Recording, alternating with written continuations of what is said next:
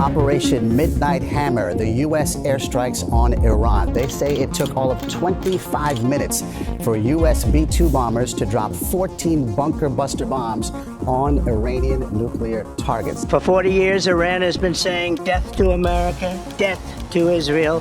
The lead B-2 dropped 2 GBU-57 massive ordnance penetrator weapons on the first of several aim points at Fordow. So this is just insane. Everyone was wrong. The B-2s that were flying west towards Guam, well, they were not used in this mission. They were all a deliberate deception tactic that was carried out yesterday so the US command can fool the world and fool Iranians. In fact, the real mission was called Operation Midnight Hammer, and that included 7 B-2 stealth bombers that entered Iran along with dozen other fighter jets, and they took care of business in just 30 minutes.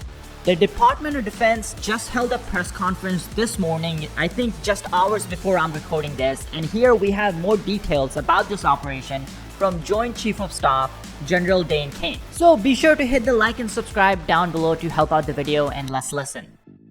This was a highly classified mission with very few people in Washington knowing the timing or nature of this plan. I'll refer you to the graphic on the side as I walk you through some of the operational details. At midnight Friday into Saturday morning, a large B-2 strike package comprised of bombers launched from the continental United States. As part of the plan to maintain tactical surprise, part of the package proceeded to the west and into the Pacific as a decoy, a deception effort known only to an extremely small number of planners and key leaders here in Washington and in Tampa. The main strike package, comprised of 7 B-2 Spirit bombers, each with 2 crew members, proceeded quietly to the east with minimal communications. Throughout the 18-hour flight into the target area, the aircraft completed multiple in-flight refuelings. Once over land, the B-2s linked up with escort and support aircraft in a complex, tightly timed maneuver requiring exact synchronization across multiple platforms in a narrow piece of airspace, all done with minimal communications. This type of integration is exactly what our joint force does better than anyone else in the world. At approximately 5 p.m. Eastern Standard Time last night, and just prior to the strike package entering Iran, a U.S. submarine in the Central Command Area of Responsibility launched more than 24 Tomahawk land attack cruise missiles against key surface infrastructure targets at Esfahan. As the Operation Midnight Hammer strike package entered Iranian airspace, the U.S. employed several deception tactics, including decoys, as the 4th and 5th generation aircraft pushed out in front of the strike package at high altitude and high speed, sweeping in front of the package for enemy fighters and surface-to-air missile threats. The strike package was supported by U.S. Strategic Command, U.S. Transportation Command, U.S. Cyber Command, U.S. Space Command, U.S. Space Force, and U.S. European Command. As the strike package approached Fordow and Natanz, the U.S. protection package employed high-speed suppression weapons to ensure safe passage of the strike package, with fighter assets employing preemptive suppressing fires against any potential Iranian surface-to-air threats. We are currently unaware of any shots fired at the U.S. strike package on the way in.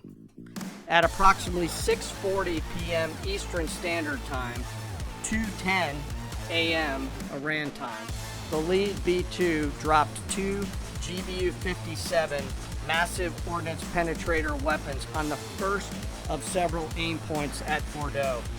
As the president stated last night, the remaining bombers then hit their targets as well, with a total of 14 MOPs dropped against 2 nuclear target areas.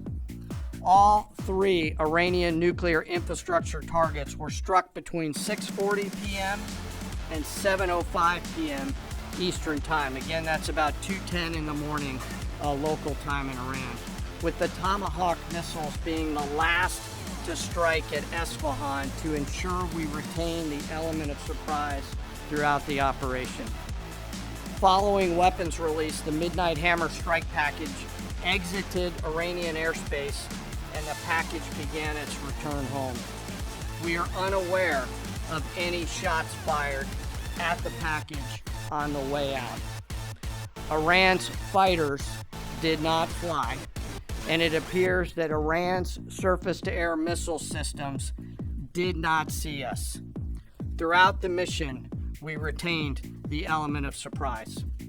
In total, U.S. forces employed approximately 75 precision-guided weapons during this operation. This included, as the president stated last night, 14 30,000-pound GBU-57 massive ordnance penetrators, marking the first ever operational use of this weapon. I know that battle damage is of great interest.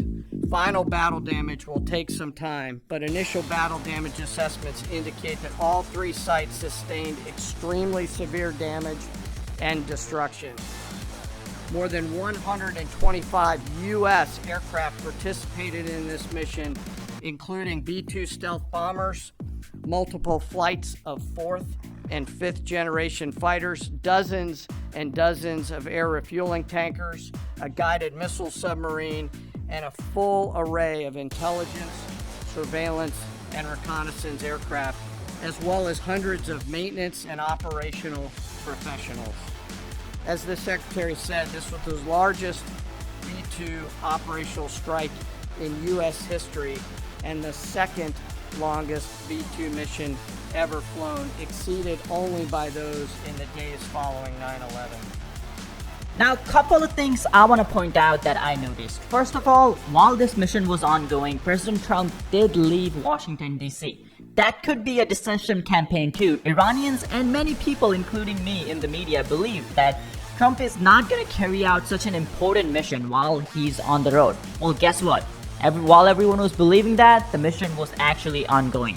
As soon as President Trump landed back in Washington around 5 p.m. Eastern, if I'm remembering correctly, the jets were making their way inside Iran just an hour after he got into the Situation Room. Another thing to point out actually is, remember similar things happened back when we carried out the Osama raid, where President Obama at the time continued his normal schedule as if nothing had changed, so the world didn't suspect something big was about to happen.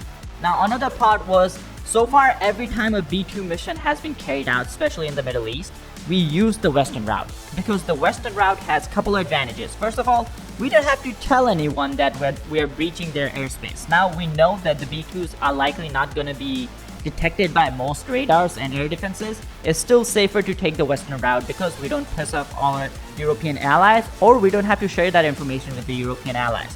So we did this back in 2003 when we carried out the B-2 raids to Afghanistan. We did it actually as recently as 2014 when the B-2s took off from Missouri and went to Yemen and they took the Western route. So when President Trump announced that he was repositioning some B-2s to Guam, everyone assumed that he was going to do the same thing. And I'm guessing Iranians assumed that too. So they were paying close attention to that Western route, all the while the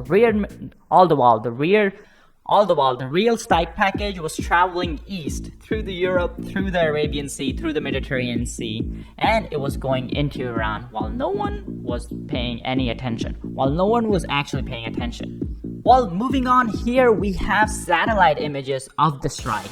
This is from this morning, and as you can see, this is the Fordo facility.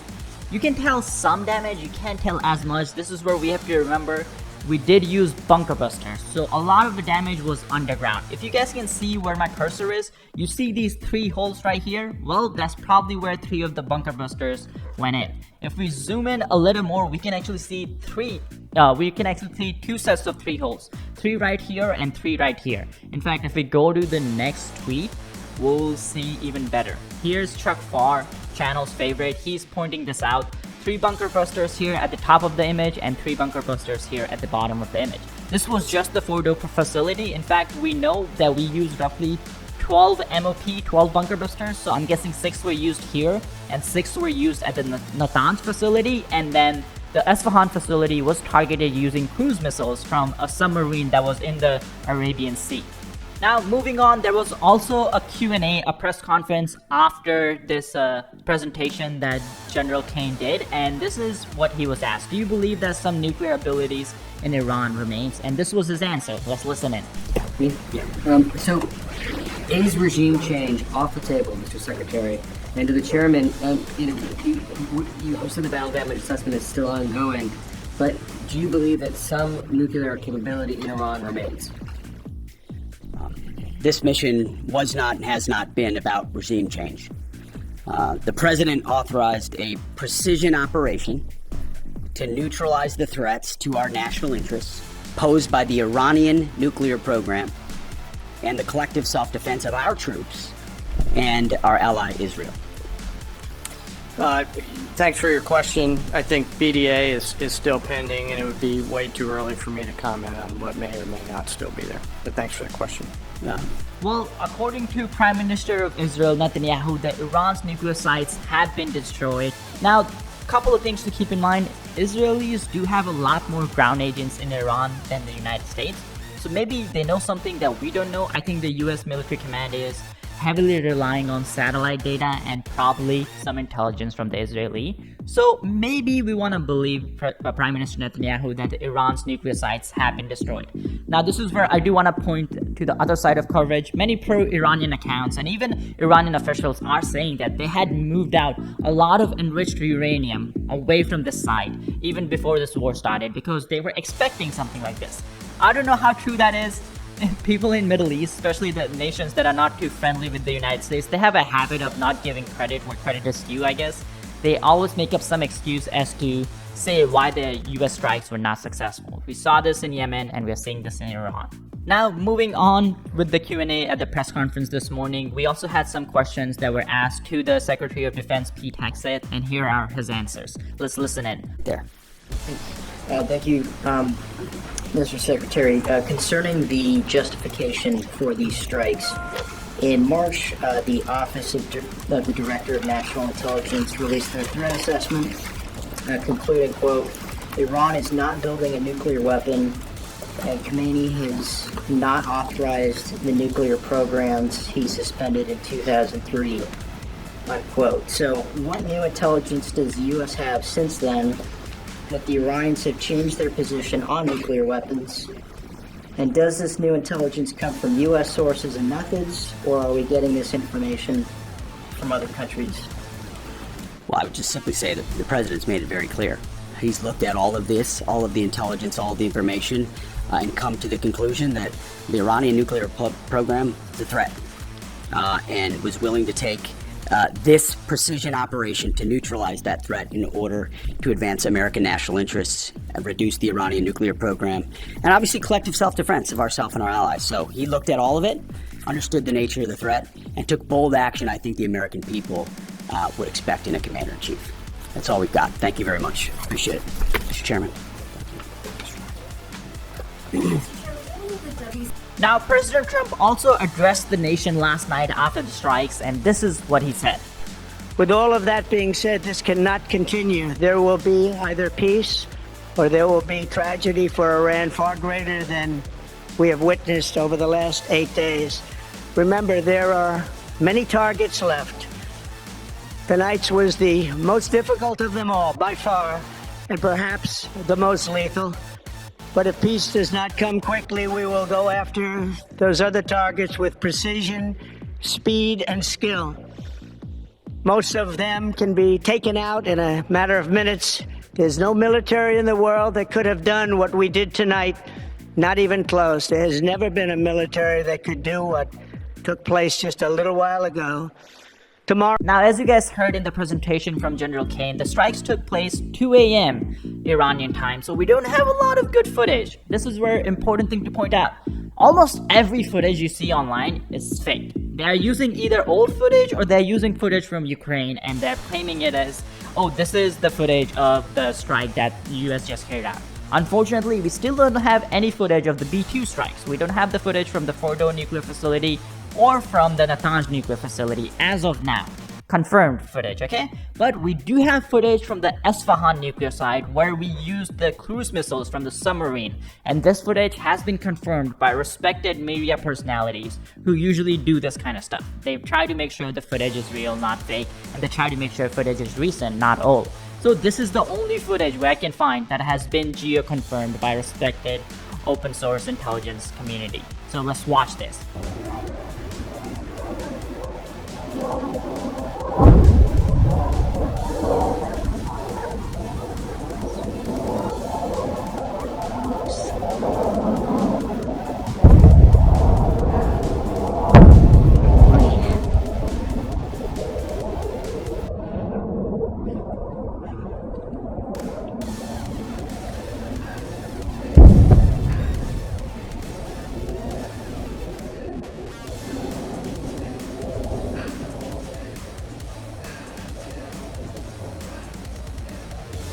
Now this is how the geo-sourcing or geo-confirmation works. They looked at the structures in the footage and they compared it with structures that we know from satellite and from other images of the site, of the area, and that lined up. And on top of that, they made sure the footage was recent, it was not an old footage. Because important to point out, Israel has been targeting Natanz and Esfahan for a while, for the last week now.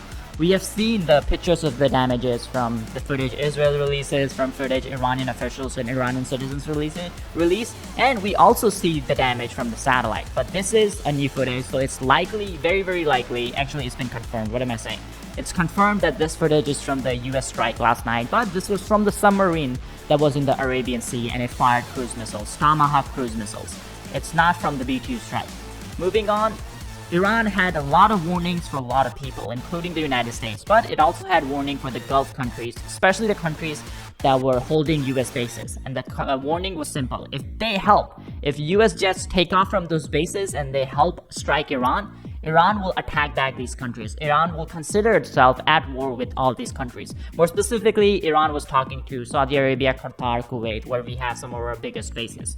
Well, as you guys can see from Operation Midnight Hammer's image, none of these countries were involved. In fact, we took the eastern route. The only airspace which was likely breached was Syria and Iraq.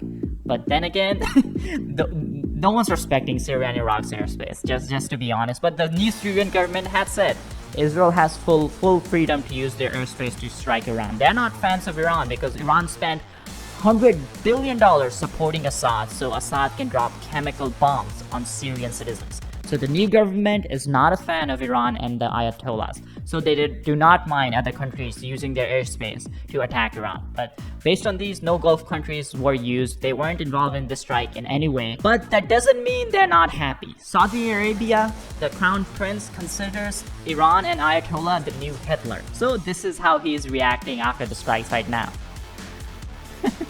He has to pretend to not be happy, but in reality, almost every country in the Middle East is happy as they can be because Iran doesn't have nuclear weapons now. World is a safer place. Now moving on, President Trump also sent out a message to Iran, and the message was simple. Any retaliation by Iran against the United States of America will be met with force far greater than what was witnessed tonight. Thank you. Now, this really refers to Iran's warning that they will attack US bases. They have made multiple warnings over the last week and probably over the last few years. But in the last few days, they have been really doubling down saying that, hey, you guys are seeing what we're doing in Israel, right? Our missiles are getting through the air defenses. Well, guess what? We can target US bases with a lot more ease than Israel. And if the US does anything, Iran's message was, we're gonna go after US bases in the Middle East. So this is the message President Trump has. And I'm pretty sure if Iran does attack US bases and we have casualties, we have a mass casualty event, that would mean the United States is officially at war. And it wouldn't just be the United States, it would be NATO versus Iran. Because this is what the UK Prime Minister just said this morning. If Iran attacks US personnel, we will consider it an attack on a NATO country. That means Article 5. US is part of NATO. In fact, US is the biggest spender in NATO. So if US is attacked, US bases are attacked, we'll have another NATO coalition in the Middle East. So this is where we need to talk about what options does Iran really have, because they cannot just not do anything. That would look weak to the domestic audience, the domestic citizens of Iran, and that wouldn't be good for the Ayatollah or the IRGC or the Iranian government official. So they can strike more, they can strike against Israel, which they did last night. Just hours after the US strike, Iran launched one of the most devastating strikes against Israeli cities, but they also have other options. They can withdraw from the NPT, that's the Nuclear Proliferation Treaty, which Iran is part of, but they're not really following it. The treaty basically said they have to work with UN agencies to make sure they don't enrich uranium past the limited amount, but Iran's not been following this anyway. The other option they have, of course, is closing Strait of Hormuz. For those of you guys who don't know, that's the important strait. For those of you guys who don't know, this is Strait of Hormuz right here. It's right next to Iran, but it's also next to Iraq, Saudi Arabia, UAE, Oman. All these countries, including Kuwait, they use this Strait of Hormuz to ship out their oil. In fact, 20% of world's oil goes through this strait every single day, and it's a very narrow choke point. In fact, this narrowest path is only 20 miles long. And Iran has threatened multiple times in history that they will block this strait and block off world's oil. And even though it's just 20%, and I know we made a video about this yesterday, and a lot of you guys pointed out that, hey, US doesn't really get a lot of oil from Middle East. We have to keep in mind that if the Middle East oil, even if not the whole 20%, just a small percentage of it is taken off the market, the prices will skyrocket like crazy all over the world. Even if US doesn't use Middle Eastern oil, we will be affected. The consumers here will be affected, and that will play an important role in upcoming midterms and any election that happens. So Iran knows they have kind of a leverage here, but in reality, this could also be the declaration of World War III or a broader conflict if they do try to do it. Well, guess what? The Iranian parliament just moved to approve plans to close Strait of Hormuz. Now, they do need final approval from the security forces in Iran, but if Iran does go through with this, the US Navy is right there. In fact, we have aircraft carriers and other ships just patrolling the Arabian Sea, Red Sea, and even the Persian Gulf. So if Iran tries to block off Strait of Hormuz, that would be a huge escalation. In fact, some kind of sketchy stuff is already going on in Strait of Hormuz. A lot of GPS jamming that has been going on. Now, I don't know too much about Strait of Hormuz and how the GPS stuff works there, but I talked to a friend who actually makes this journey quite often. He works in the shipping industry, the tanker industry, and apparently this has been going on for years. Iranians have been jamming GPS there for a long time, so this is not something that's out of the ordinary, but if they do try to close it down, that would be something that's definitely problematic. Now moving on, we have some statements from the Iranian foreign minister. This is the guy, Saeed Abbas Araghchi. I'm probably mispronouncing that, but this is what he said. Last week, we were in negotiations with the United States when Israel decided to blow up that diplomacy. Well, this is not actually true. They are they're just changing the history to make sure it supports their argument. In reality, the negotiations were over on the 60-day mark. Iran knew they had a deadline, and that's when the Israeli strike started. And it started with US approval. It wasn't just like US was negotiating and Israel just started striking. Well, he does the same thing with this week. Just a few days ago, the foreign minister went to Geneva, Switzerland to negotiate with EU delegation, which included UK, France, and Germany. And this is what he's had to say about this. This week, we held talks with the E3 EU when US decided to blow up their diplomacy.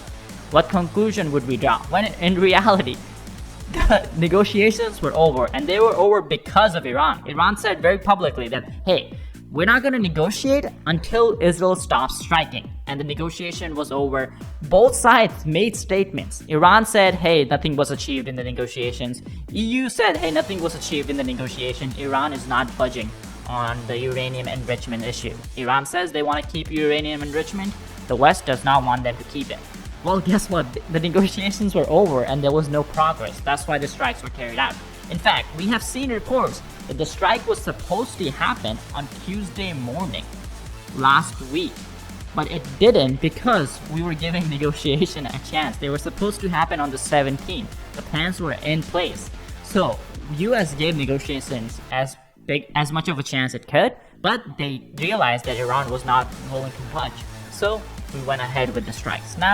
Now the Iranian foreign minister is traveling to Moscow to meet with Putin. If Russia enters the war, it becomes a full-blown regional conflict. But Putin cannot afford to let Iranian regime fall. After propping up Assad, losing Tehran would be a strategic disaster. his grip on Middle East is slipping.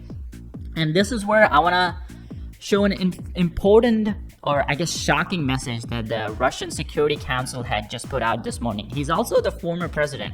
And on top of that, he hates business basics, because if you go to his account, he has business basics blocked for like years now. He just hates how we cover him or Russia. So this is what he said this morning.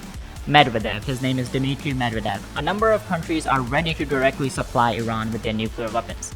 I'm guessing he is referring to Russia, but I doubt that's gonna go down well with the international community. Again, he's very hardline Russian politicians. He may not be speaking for Putin, but definitely not a comment that we can just ignore, because he does hold a lot of power within the Russian government. Now, so as of now, the only retaliation Iran has approved is the blocking of Strait of Hormuz. Again, the approval is still waiting for the security authorities, but we made a video about this yesterday, what this would mean for the world, what this would mean for the oil prices, and what this means for you and me. So if you're interested in that video, you can watch that right now by clicking on the video on your screen. I'll see you guys.